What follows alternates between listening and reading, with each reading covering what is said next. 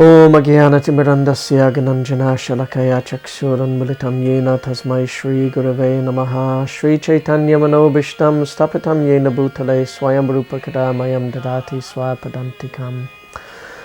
So my name is Ramananda Das, and I was born in 1974 in a town in the northwest of England called Blackpool. So Blackpool's a holiday town. It's on the coast. It's not so popular now. In the sort of 1950s, 1960s, it was one of the most popular places in the UK for people to spend their holidays. But sort of over the decades, it became a much more grim place than it used to be. A lot of drugs, a lot of alcohol. It's quite a sleazy kind of place. And that's where I grew up. But I grew up in a really good family. At the time that I was born, both of my parents were Christians. Later on in life, my father became more of a sort of agnostic or even atheist. But when I was born, we would go to church every week without fail, every Sunday. We would observe all the sort of Christian religious festivals, and even in my sort of around about 10 or 11, 12 years old, I spent a few years even acting as an altar boy at the local church. So I was raised in a religious family. I went to a religious school, Church of England school. So religion was always there as part of my life. I sort of accepted it. I accepted that I was a Christian. I accepted that I believed in God. But I didn't really understand the meaning behind what it was that I was doing. I never really read the Bible in any depth. I never read it from cover to cover. And I only ever read it in isolated parts. We would have, the sermons in church. I can't really remember any of the lessons that I heard there. So it was more just a sort of acceptance. It was like, okay, I'm a Christian. I believe in God. I have a soul, so on and so on and so on.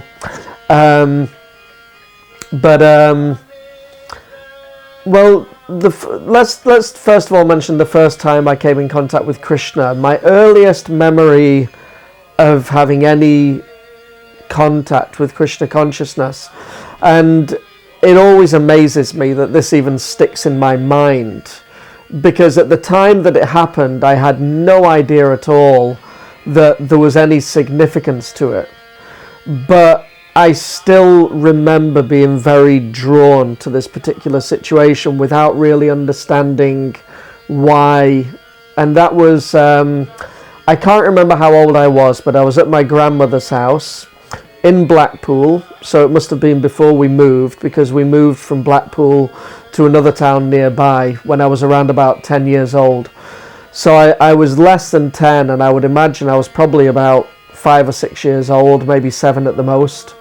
I remember being at my grandmother's house, sitting on the floor in her house next to a bookshelf, and just either through flicking through the books or because it was sitting there, I remember seeing one of Srila Prabhupada's books.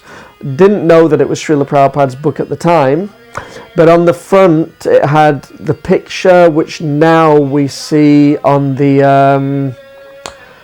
the Laws of Nature book, An Infallible Justice, where you have the three, goodness, passion and ignorance acting like puppet masters, guiding the two people. I think one of them's acting like the master and the other's acting like the slave, something like that. I'm pretty sure it was that book, but I remember years later seeing that picture and this memory of being in my grandmother's house coming back to me. I've seen this before. I've seen this picture before. I can remember where, I can remember when, I can remember the circumstances of it. So this is the earliest time that I can remember seeing Srila Prabhupada's books. When I was 15 years old, I sort of there was like a natural thing that happened around about that point in life where a large group of friends all just came together. Some of them from the school that I was in, some of them from another school, but in my local area. And we just gravitated together as a really, really tight, very, very close-knit group of friends when I was around about 15 years old. And we would we would talk about anything and everything and really open our hearts to each other, really sort of reveal our minds to one another. And I don't know if it was conscious at the time, but there was a slowly creeping sense of wanting to know deeper truths in life. We were also at that time, we were getting into music. At that time we were really into sort of rock music, rock and roll. We started going to a nightclub in Blackpool, which amazingly let us in, even though I was 15 and I looked more like a 12-year-old. But this place let us in. So it was kind of an exciting time of life where we were really discovering our independence from our parents in a big way. And at that time I had a job working in a fast food bar in Blackpool along with another of my friends, Danielle, and her boyfriend Mark. The three of us were like of all my friends, the three of us were very, very tight.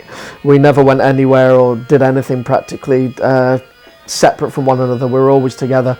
So I was working with Danielle, and her boyfriend would meet us at work at the end of the day, and we would walk sort of back through the town. And they saw this man on the street and they said, "Oh, these guys are really cool. You give them some money and they'll give you a book." I don't remember exactly who it was. I have a feeling it was Prabhupada Vani Prabhu, who's a devotee who used to stay here in Scotland where I live now. And so I gave him whatever I had. Probably wasn't a lot. It was probably less than £1. It was probably just a little bit of change. And he gave me a copy of On the Way to Krishna, which I didn't read. I put it in my bookshelf, and every time I was looking through my bookshelf looking for a book to read, my eyes would always fall on that book. The book itself stopped me for a second, and it would grab my attention, ask me to read it, and then I would sort of move on and choose something else, but it was always there. So Prabhupada's books, it wasn't so much reading Srila Prabhupada's books, but definitely having contact with Srila Prabhupada's books was a big start in my Krishna consciousness. And to this day I'd like to think that I have quite strong faith that it's not just reading Srila Prabhupada's books that is the thing that will sort of bring people to Krishna consciousness, but just having those books in people's homes.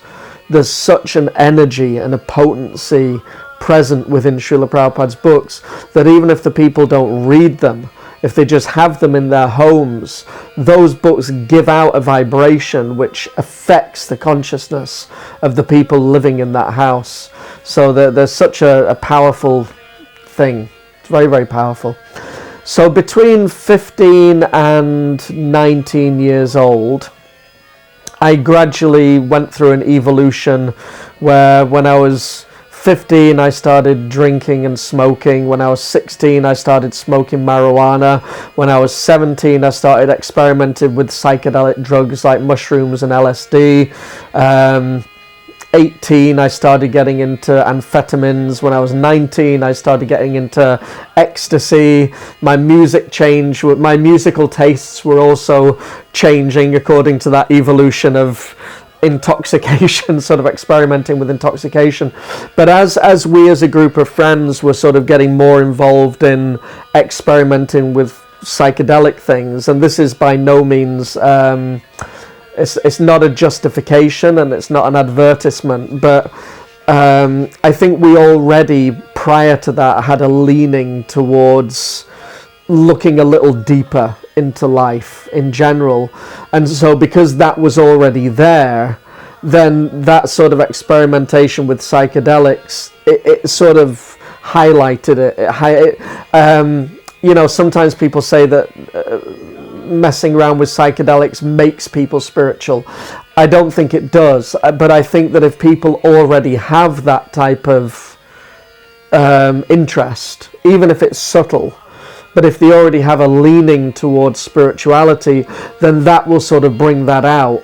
And that's what happened with us as a group of friends. As we were sort of experimenting with these things, it was like it really brought things out in a big way, and we really started sort of talking a lot more about spirituality, deeper meanings in life, searching for, meaning in life and answers in life beyond the usual, the get up, go to work, go home, go to bed kind of culture. Interestingly, in the verse Adoshwata Sadhu Sangha Tata Bhajana Kriya, in that verse, Srila Prabhupada translates the word Shraddha. When you look at the word for word, he says Shraddha means interest in spiritual life or a disinterest in material life. So this is kind of, for many people, it's the beginning of Shraddha, it's the beginning of faith. When we get to this point of thinking there's got to be more to life than this.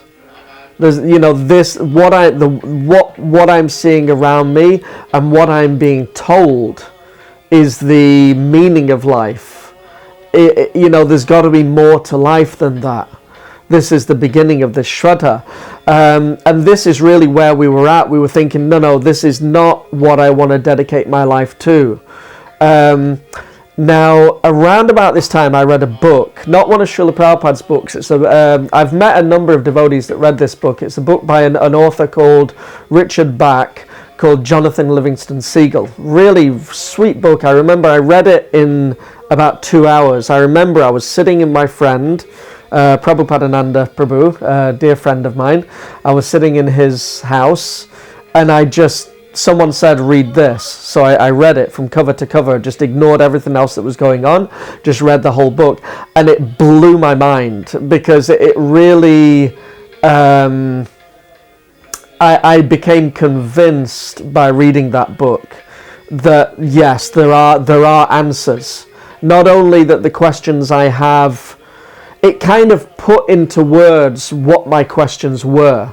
So I already knew that I was looking for something more, but I didn't know how to formulate in my mind how to express what it was that I was feeling, what it was that was awakening inside me.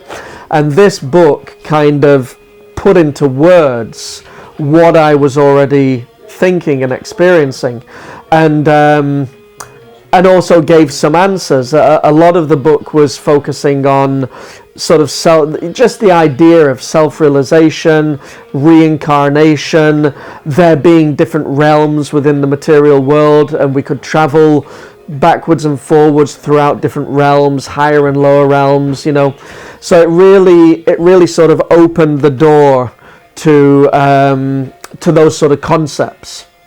So this must have been at the latest 1994, either late 1993 or early 1994. So I would have been about 19 years old at the time.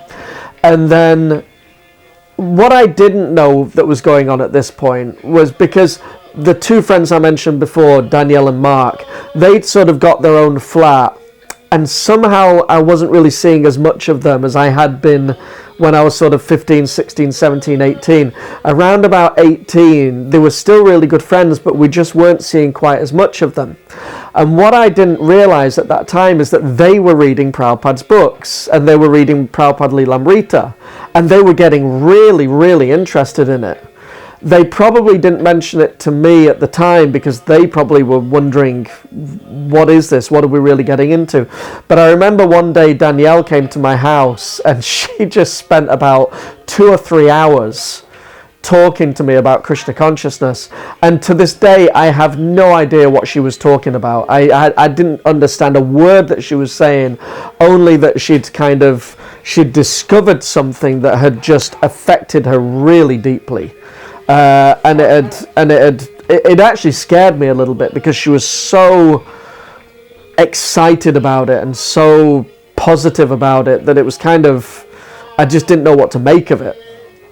And I really didn't understand what she was talking about, probably because she herself really didn't understand at that point quite how to explain what the philosophy of Krishna consciousness was about. But I remember that, and then around the same year, which was 1994, it was autumn of 1994, either September or October, and the devotees from Scotland, they came down to Blackpool to do a Gauranga festival. So Prabhupada Vani, he headed up the festival, and all the devotees who were living here at Karuna Bhavan at the time were there. So we went, and before I went, we were thinking, okay, this is something spiritual. You've got to get into the right frame of mind. We have to open our minds up to, to learning about spirituality. So we got completely stoned out of our minds on marijuana before we went, like absolutely wasted before we went to the place. And it was at Blackpool Central Library. And we went in, my eyes were probably hanging down to my knees. And we went in, sat down, and this is the first time I'd seen a monk. They were in dhotis, shaved heads, seekers, tilak. It was like walking into a room from another planet. I'd heard of the Hare Krishnas, but I just, the very word Hare Krishna had always been, I'd seen it on movies, I'd seen it in comic books, but it had always been presented in a sort of comical way, making fun of the devotees or making fun of Hare Krishnas. So I just didn't know what to make of this whole thing, or even quite know why I was there. The main reason I went was because basically some friends dragged me along. We're doing this today, you're coming along as well. Okay, And I remember there was kirtan, there were 2 dramas, there were some talks, there was prasadam. And one of the talks was The Boatman and the Scholar. Sorry, one of the dramas was The Boatman and the Scholar, where the scholar's asking the boatman, do you know about this? Do you know about maths? Do you know about science? Do you know about this, that, and the next thing? And the boatman's saying, no, I don't know about these things. And then the scholar says, then you've wasted 25% of your life, you've wasted 50% of your life, you've wasted 75% of your life, and then a storm comes, the boat sinks, the scholar doesn't know how to swim, so the boatman says, then chant the holy names. And then he says, I don't know anything about the holy names. And then the boatman says, well, then you've wasted 100% of your life. And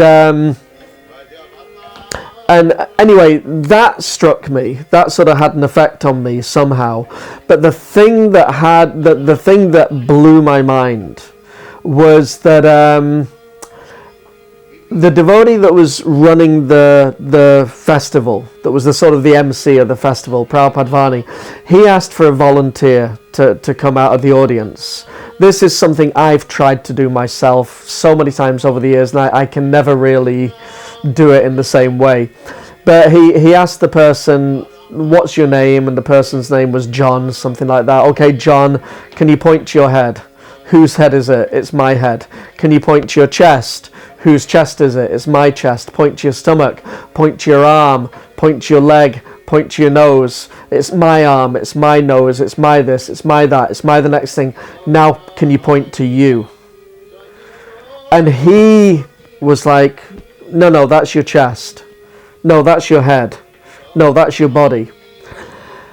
And for the first time in my life, it felt as if my whole life got turned on its head, because my whole life I had believed I have a soul. And now, all of a sudden, in just a few seconds, I am the soul.